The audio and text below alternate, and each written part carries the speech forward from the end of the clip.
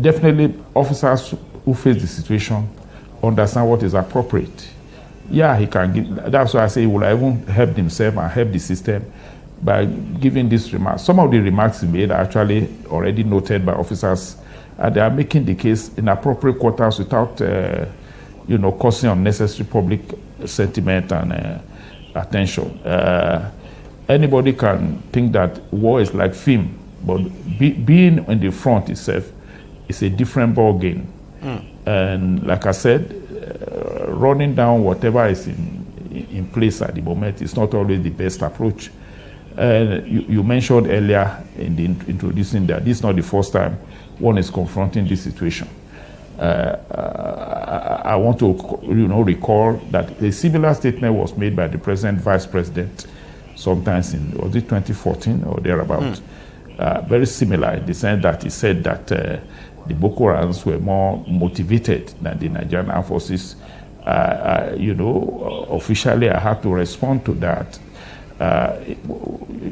The fact that one is dealing with unconventional or true people who don't have any normalcy to follow in using the weapons does not mean that we should be comparing them with a well-trained and well-organized system. By now, I'm sure His Excellency knows the difference by virtue of his position as Vice President of the Federal Republic. That's one thing that politicization of these issues can lead to, especially when one is not, facing it squarely. And sometimes one can save himself from this tendency by speaking directly to the authority, where they can correct you. They can give you a clearer picture of the situation than you get from speaking to the public and making some impression. I want to refrain from appearing to be, indicting His Excellency, but I don't think it is proper to vilify our nation's military publicly and before the international audience. It is not the best, and I will encourage politicians as much as possible to refrain from that tendency. The fact that they cannot respond does not mean that the point is taken or it is helping the situation. Does it bother you, for instance, the allegation he made? Of course, nothing new, and you're quite right. When the current vice president was governor of that state, he made the same allegation as well, that Boko Haram has informants within the military and that some military personnel may be working for them. Yeah, certainly, I will be, very incorrect if I in a wholesale fashion, just dismiss that as untrue. Indeed, there are such indications, but the system knows how to deal with it. And indeed, that should not. Where I agree with His Excellency that no patriot should be happy at such tendencies. But even if the reality is there, management of it so that it does not end up compounding our national security issues is what I think we should consider. And if we even look at previous instances, we have seen a lot of trial of personnel who were found in this tendency. The system does not condone it, and it is not proper to present a situation where it appears that the system is enjoying it. No, it's not enjoying it. And I'm glad you also said politicians. Maybe you can deal with fellow politicians. They know how to communicate to themselves, but not to just do a wholesale situation to rubbish ongoing. And if he has very clear information in that respect, like he promised to deal ruthlessly, welcome. But if he has such, vital information about the military system, he should engage where it is proper with appropriate authorities. But General, what do you think could be responsible for this resurgence we are seeing? Resurgence of Boko Haram and ISWAP. I mean, we're seeing more attacks now, not just in Nigeria anyway, we're seeing them in Benin. What exactly could be responsible? Could this have to do with, say, for instance, the decision of Mali, Burkina Faso, and Niger to pull out of ECOWAS, and as well as Niger as well pulling out of the MNJTF as well? I don't want to swallow this whole hook, line, and sinker, but definitely it's a trend that, like you have rightly observed, is beyond Nigeria. And what should be of interest to us is to how to curtail it at this side of the divide. And I also believe that they want to just prove a point. Perhaps they have just landed or be able to acquire some wherewithal to dare the system. And it's left for us in the system to prove them wrong. It is not to give them the impression that they can have their way. I think that the response so far, or the understanding that their latest attacks are provoked, should position us to repel it and ensure that their idea does not stay. One thing I've noted in this latest angle is that it is not like the previous where they try to hold ground. This time they have not been able to hold down to any territory. So each attempt has been duly repelled, and they've not been able to discomfit our system at all. And I believe that with time, with the ongoing reorganization and approach to curtail it, they're definitely going to get a bloody nose this time around. Finally, General, do you think we can end this insurgency? As the governor said, that in 6 months it can be ended, that Boko Haram can be wiped out. Well, let every hand be on deck. Where experience has proved that putting a timeline on this has not been very helpful. But I think our target should be to even end it wholesale. There's always the belief, particularly among the terrorists themselves, they believe that it will never end and they will ensure it doesn't end. But we have seen instances where terrorists have been really, really curtailed to a zero level. If I point at instances such as Sri Lanka, the approach may be different, but they achieved it. I also believe that somehow we can achieve it. We're already in that direction. Someday, we'll be able to curtail the tendency of terrorism and insurgency, as they call it. All right. General Olukolade, thank you very much, sir, for coming on the show, and thanks for talking to us.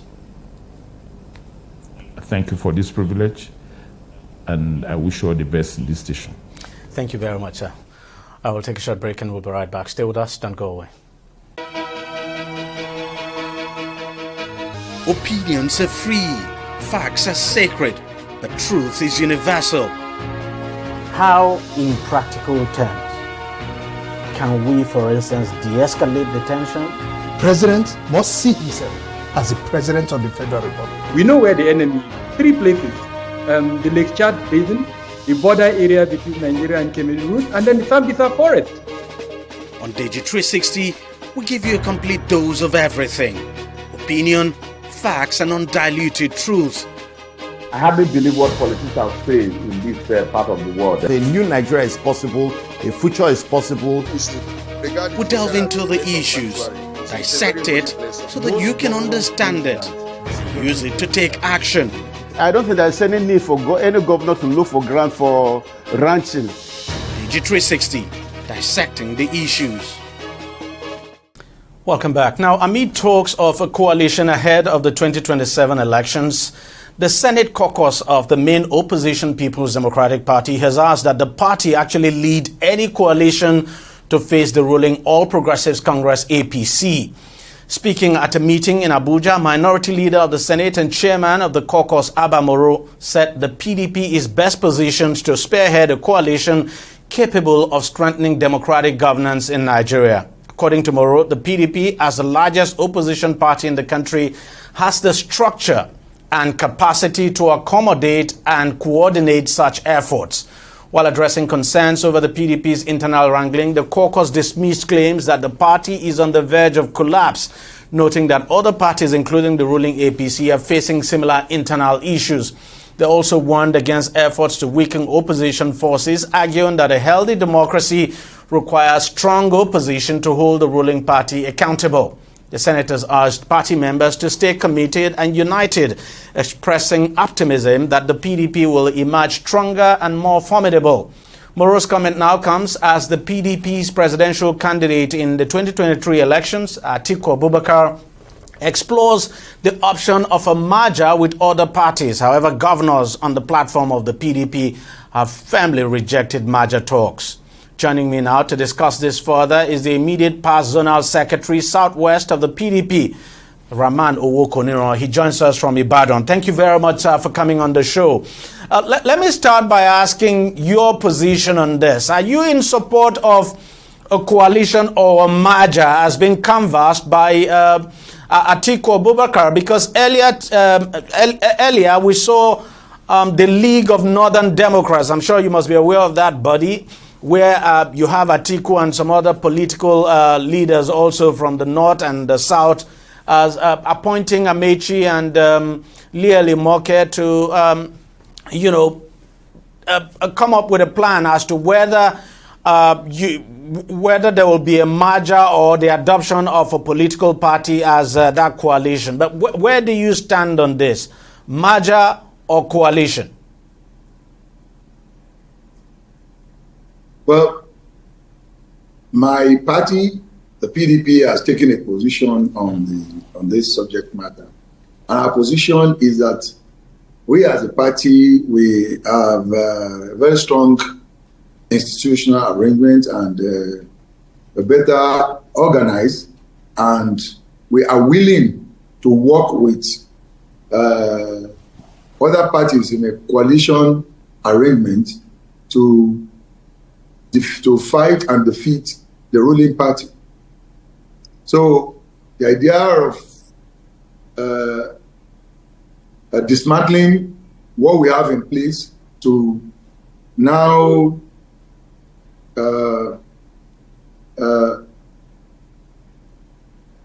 start to set up structures and things. We have those structures in place as far as a PDP is concerned. We have the capacity to bring closer all the other forces, all the other political parties, so that we can form a coalition that is formidable, strong enough. We all know that coalition is required. Working together with other parties is the only way out of this, and we are willing to work with them. So I stand by my own party and the position we have taken to date. But let me ask you this, sir. If the only way to dislodge the ruling party is by the PDP now getting subsumed in another, another platform, which would you consider, would that be too much of a sacrifice for the PDP to make? Well, as far as I know, the PDP as a party, we are concerned about the state of affairs in this nation, the hunger in the land, the insecurity that is consuming lives, and the destructions that is going on all over the country is a major concern to us in PDP, and we'll be willing to sacrifice and work with others to make sure that this suffering do not extend beyond 2027. So in other words, you're saying that, look, even if it requires the PDP merging to form a new political party, so to speak, I mean, the party would not be averse to that. No, I can't take a decision on behalf of the party. What you are saying is a policy position. The party, as we move on, will get there. I mean, this is a journey, it's a marathon journey that we have embarked upon. And as much as the party is as concerned as all the other parties, I am sure they will get to a stage where decisions have to be taken to make sure that we are able to satisfy the people, we are able to assure and ensure that our people, are rescued from this crisis that we are currently facing. But does it help the party at all that your presidential candidate in 2023 and the governors of the party, leaders of the party are working at two different directions? Because clearly, former Vice President Atiku Abubakar is walking in one direction and the governors are walking in the other direction. So two opposite directions. No, I'm not sure you are getting it correctly, because I believe this last week, former Vice President Atiku just told the whole country that he remained a member of PDP. So as for Atiku at that point in time, earlier on, he felt that the crisis in the party was slowing things down, and he was part of the initiative that we have to put some things together to make sure that APC is ultimately defeated in 2027. That's why he embarked on that mission. And I'm sure as it was going on, he will have been consulting the party leadership. And at some point in time, I'm sure there will be meeting of minds. Now, many of your party members, and when I say members, I'm talking about senior members of your party now, think Atiku Abubakar is the problem of the party. What do you think? Well, I don't think anybody is the problem. I don't think Atiku, for me, when I say Atiku Abubakar being the problem, I mean, you know, his ambition. His ambition to still, to contest in 2027. He's not heeding that ambition at all. Many say that is actually the problem, and that, you know, if only he could just bury that, a lot of the problems now facing your party would have been addressed. I don't share their pessimism. You know, the reason being, Tinubu was a problem in APC, but unfortunately for those who are afraid to have him on the ballot, all kinds of propaganda were being dished out. We have a constitution, and we need to live by the constitution. We have to follow what the constitution, says. So, if any group of people are aspiring or willing to come out and vote, it's okay. Whatever the decision of the party is, ultimately, is what the decision will be. But for me, those are just talk for talk. You can't talk anybody out of the race, and you can't talk anybody into the race. All you can do is to try and raise concerns, and those concerns to me are not legitimate. But that is not going to scare Atiku from running. Neither is it going to scare other people who are interested from running. Everybody just have to do their own work. This is a democracy. But would it be fair for the party to give its ticket to Atiku Abubakar again? Look, in the game of politics, everything is fair. Everything is fair in game of politics. You can't. It's a struggle. It's a struggle to be at the front, at the forefront. So saying something is not fair. Is the party going to be fair to Atiku if he has to be displayed?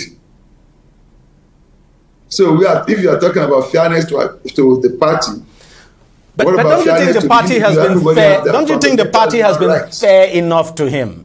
Fair enough. I mean, we're talking about a man who left the party at some point, not just on one occasion, left, came back, and the party still allowed him, gave him all the support and gave him the structure, and still allowed him to fly the ticket of the party. He's run on the platform of the party on 2 occasions now, if I'm not mistaken. So hasn't the party been fair to him enough? Again, you are moralizing in party. there's no room for that in the constitution of the party. The constitution says it only describe the legitimacy of individuals who are willing to run for the election. And once you meet the requirements to contest, moralizing, the issue will be out of the place. So you're saying there's no morality in politics? What? Are you saying there's no morality in politics, sir?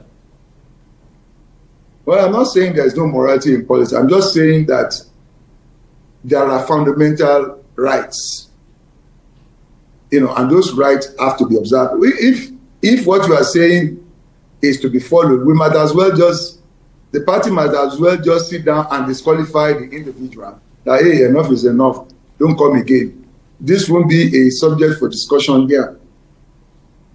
No, but then your party also has been the one championing zoning, and your party also came up with this idea of, rotating the presidency between the north and the south. So, yes, why is it then difficult to apply it in this case? I agree with you that the party have that understanding that there must be rotation for balancing of power. There's nothing wrong with that. So that decision will be taken at the appropriate time. We are going for the convention, it can be addressed there. So whatever the resolution of the convention is, that's what the party will uphold. Yeah, the reason why I'm bringing up all this is because many of your party members think this is where the problem is, and that if there's no clarity on this issue, you would continue to have this current situation that you have now, where quite a number of your members are leaving the party, and the crisis continues to fester. Well, I believe that, I know that there are crises in the party, but that crisis is not about, so far for now, it's not about zoning of offices, because when we get to that bridge, it's easy to cross. Go to the convention, pass our resolution, but before we get there, there will be noise here and there for people to win their own favors, or to propagate their own interest out there. So for me, rotation, I believe that is the position of the party for now, and we should live by those rules. So I believe it. I believe there should be rotation. Well, thank you very much, Mr. Romano Okonuro, for coming on the program, and thanks a lot for making up time to talk to us. Thank you. Thank you so much. Thank you very much, sir. Well, that's Romano Okonuro, the immediate past zonal secretary southwest of the PDP. He joined us from Ibadan. We'll take a short break now, and we'll be right back. Stay with us. Don't go away. Opinions are free. Facts are sacred. The truth is universal. How, in practical terms, can we, for instance, de-escalate the tension? President must see himself as the president of the Federal Republic. We know where the enemy is. 3 places. The Lake Chad Basin, the border area between Nigeria and Cameroon, and then the Sambisa Forest. On TV360, we give you a complete dose of everything. Opinion, facts, and undiluted truth. I hardly believe what politicians say in this part of the world. A new Nigeria is possible, a future is possible. We delve into the issues, dissect it so that you can understand it, use it to take action. I don't think there's any need for any governor to look for grant for ranching. TV360, dissecting the issues.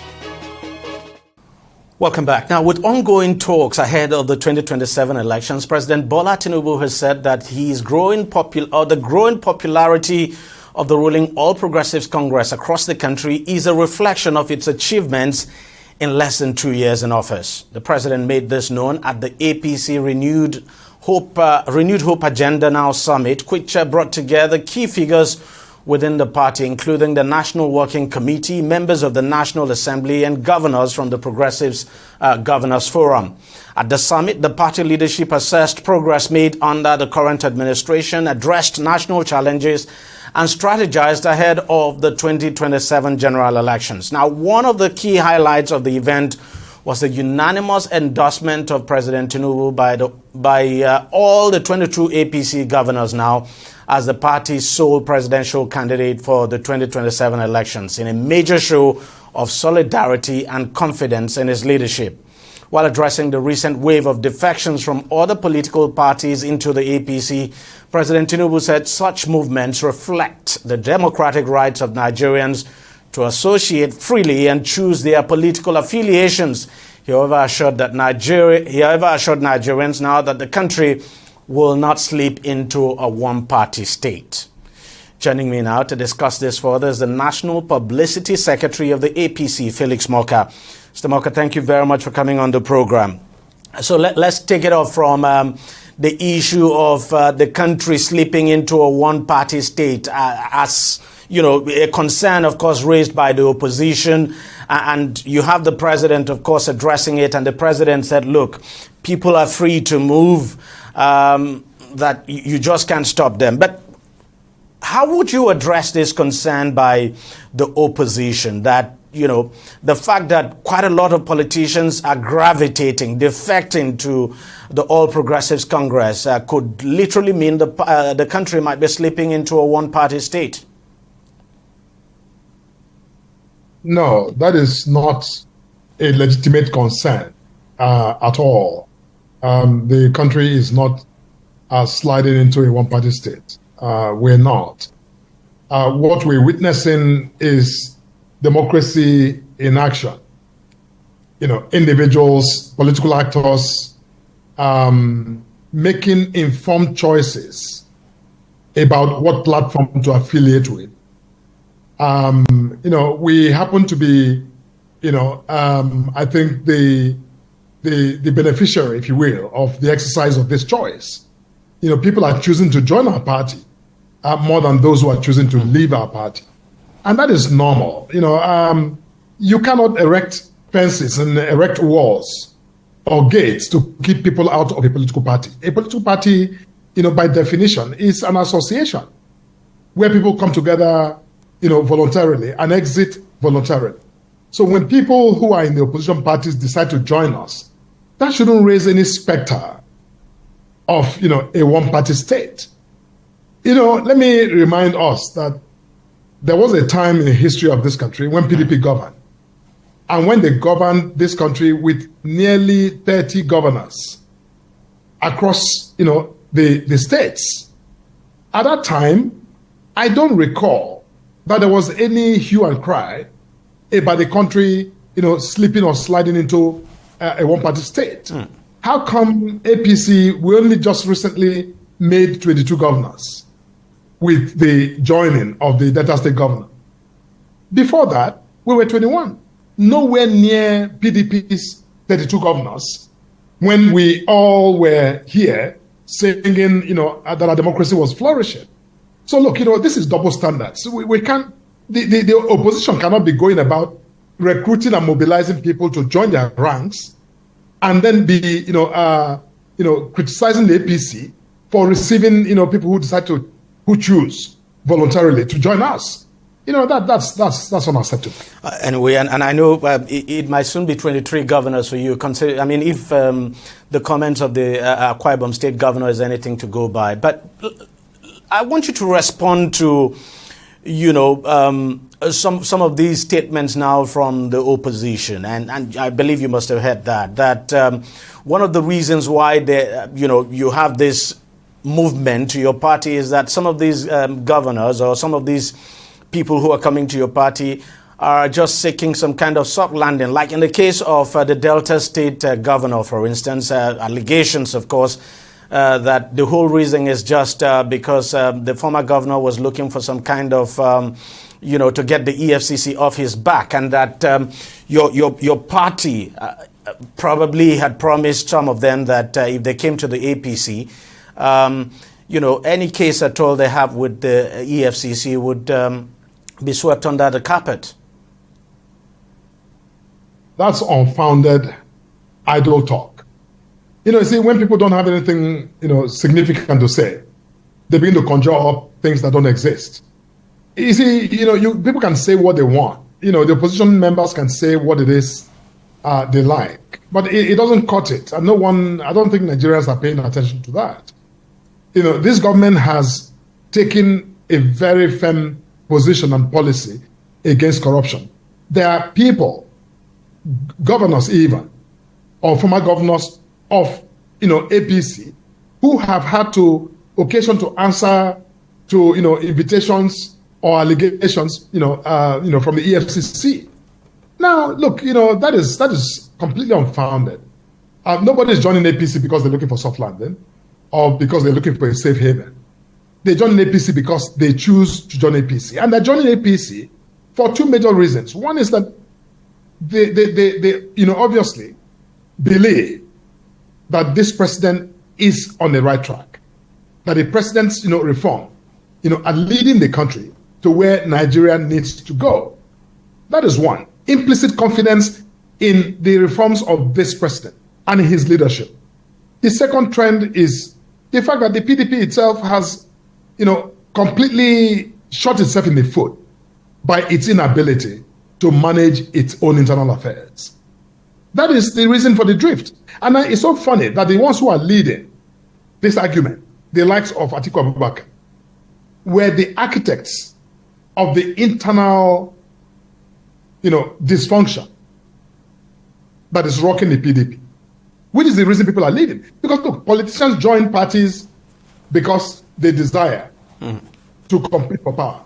They seek a platform to, compete, to exercise their democratic rights.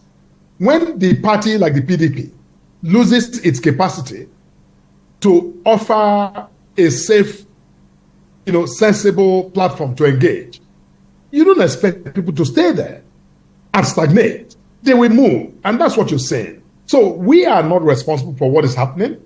But, again, like I said, in a democratic process, you cannot erect, barriers or gates and say to people, you may not come in. That's also completely anti-democratic.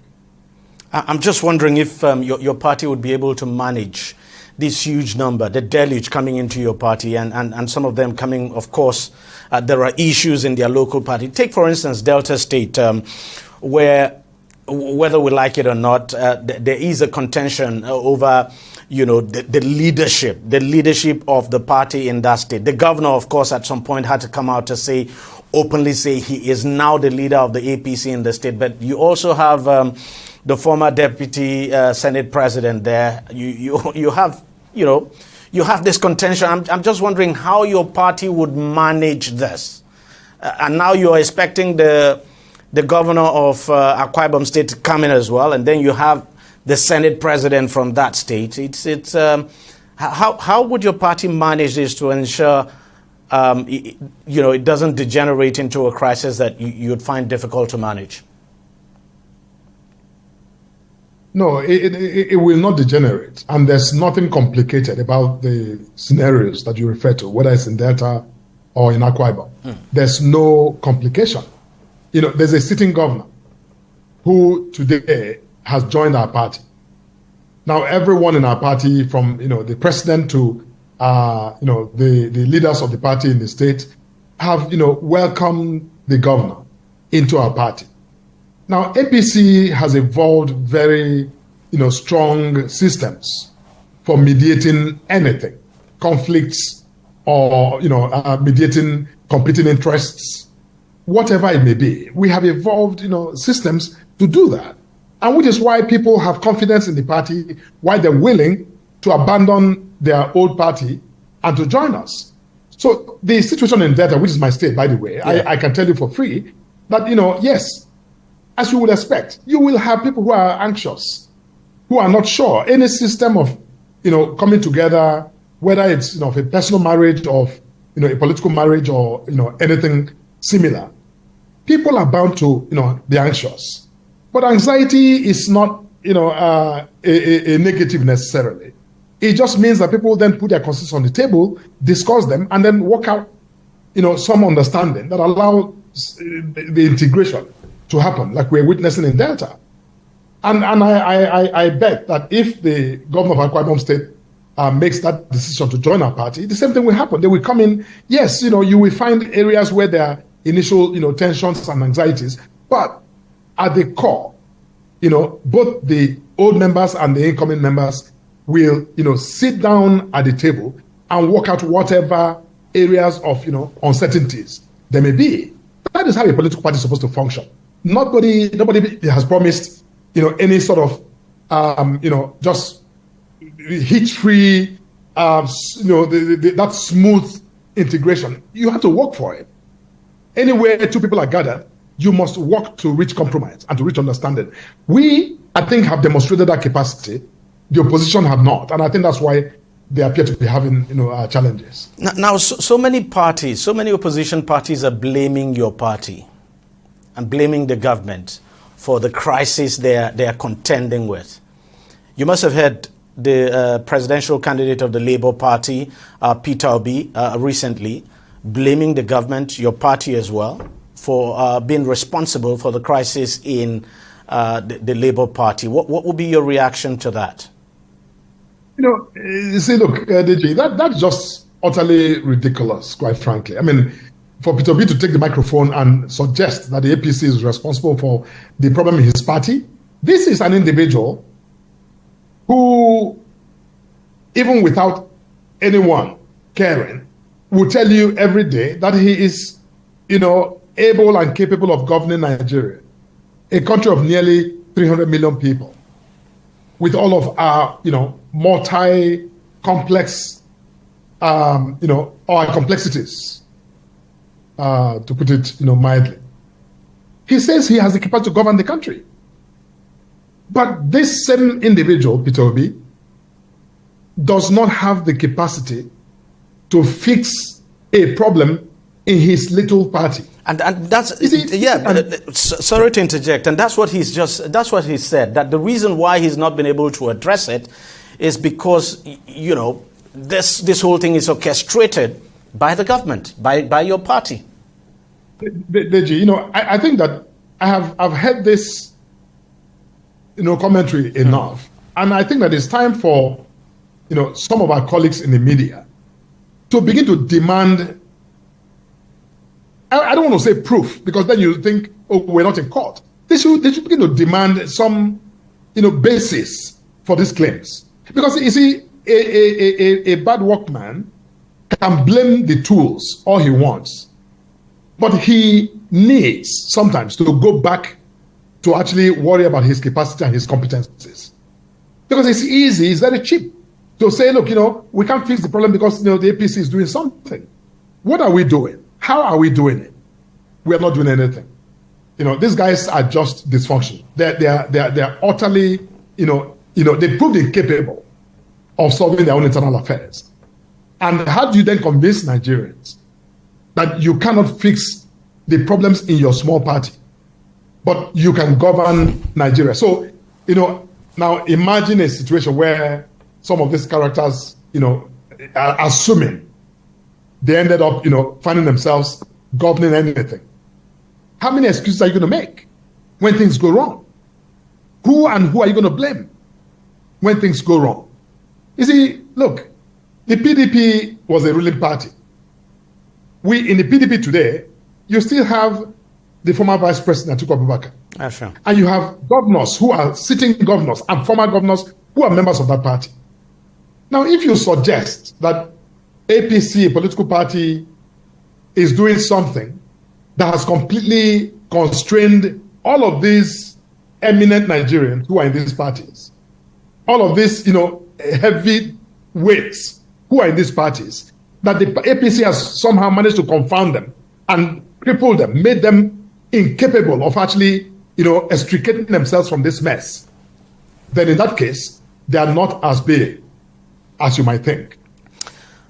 Are you bothered about the coalition talks going on now among the opposition parties? They're planning to come up with a very big coalition to challenge your party and possibly, get your party out of power in 2027. Is that something you're losing sleep over? No, we're sleeping very well, DG. We're sleeping good, I can tell you. We're sleeping good because, we are busy minding our business. We're busy, putting our party together. We're busy governing, creating milestones while they're busy, grumbling. We're busy creating milestones, just like the president said yesterday at the summit. APC is governing. We're busy fixing the economy. We're busy tackling serious matters of state and, showing Nigerians record of progress from, a very solid history to now a place where, we can see the light at the end of the tunnel. Look, our people have endured quite a bit. And they've endured for a very long time, not just under this administration, but, quite frankly, through the years, the phantom, economic years of the PDP, we've endured a whole lot. And Nigerians, deserve a break, which this president is working to give Nigerians in the long term some sustainable, growth, stability, and prosperity that I think our people will be, thankful for, down the line. So look, it's okay because we're in a political system where members of the opposition will say something, we'll never see anything good. That is, even when the world is acknowledging that we are making progress in various sectors, they will still, want to push a false narrative that everything is bad or is going wrong. But, like the president said yesterday, APC is government. And if people want to come into the party because they want to support this vision of the president, they're welcome to come. They're welcome to come. They should, I think, give people a reason to embrace them as well. Nobody's stopping them. And nobody's going to stop us. And I think it's completely disingenuous for anyone to suggest that because we're a ruling party, we must not engage as we did yesterday. Our governors who came out to endorse the president, a mere expression of confidence in the work that this president is doing. People are saying on the opposition side that we shouldn't have done that. Meanwhile, that same yesterday, they put out a lot of information about the progress with their so-called coalition. So, why is it okay for the opposition parties or individuals to band together to have these conversations about, floating a coalition to challenge the APC? But APC is required to just sit back and do nothing. We can put up a summit to bring ourselves together and, share information and, tell Nigerians how far this government has come. But some people are saying, look, the politicking is coming. We will do that, irrespective. Yes, some people are saying the politicking now is coming way too early. 2027 is still somewhat far away, and already the president is being endorsed by at least by the governors now, as the sole candidate of the party. So the concern of some people is that, look, this is coming way too early and it's some kind of distraction. The government has not even completed 2 years in office. Besides that, with this endorsement now, does it mean we're not going to see any kind of opposition to the president, during your primaries, when that happens, sometime next year? Look, an endorsement is an endorsement. No one has proclaimed any law or amended the APC constitution to prevent anyone else from aspiring to any office. So I think we're misreading this. This is an internal, event where members of the party, came to the conclusion that this president has done enough to justify their confidence and for them to then express confidence in his leadership. That is normal. That can be done at any time in the life of an administration. It can be done even on the first day or the second or the third day. And especially in a situation where the opposition is busy, again, moving around and, just creating, some energy around false narratives. I think it's normal. We're not speaking to Nigeria or to, we're speaking to the party and saying to ourselves, we members of the party, the governor said yesterday that they have reason to have confidence and to express, their confidence in this president. And then, suggested that they will endorse him, in his bid, which he has not announced yet, to run. And that is perfectly normal. And I think, we shouldn't make too much of it. So it doesn't foreclose any form of primary at all, it does not stop other should I say aspirants from within the party or other members of the party now to also declare their interest in running for the presidency as well, contesting the party's ticket with the president. No, the governors and those who moved this vote of confidence yesterday were very clear. Nothing in their statement said, "Oh, all party members, you must not." They didn't go, in that direction. They simply were expressing their democratic freedom to pass a vote of confidence in this, president. And I think, it should be understood as such. And I think, besides, we're not in a primary mode right now. We're not in that zone where we start having conversations about who is interested and who is not interested.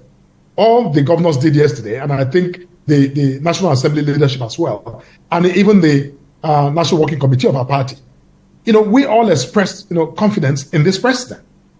And so, I think those who want to, mischaracterize it can do so, but, that's not on us, it's on them, because we didn't go in that direction. We simply said yesterday, we're very pleased with the efforts of this president, and we continue to support him in his leadership, both through this term and then hopefully into the next electoral period. All right, I think we just have to leave it there. Thank you very much, Mr. Felix Nwaka, for coming on the program, and thanks a lot for your time. Thank you so much, Deji. Thank you. All right, that's how much we can take this week. I'll see you again next week. Until then, stay well.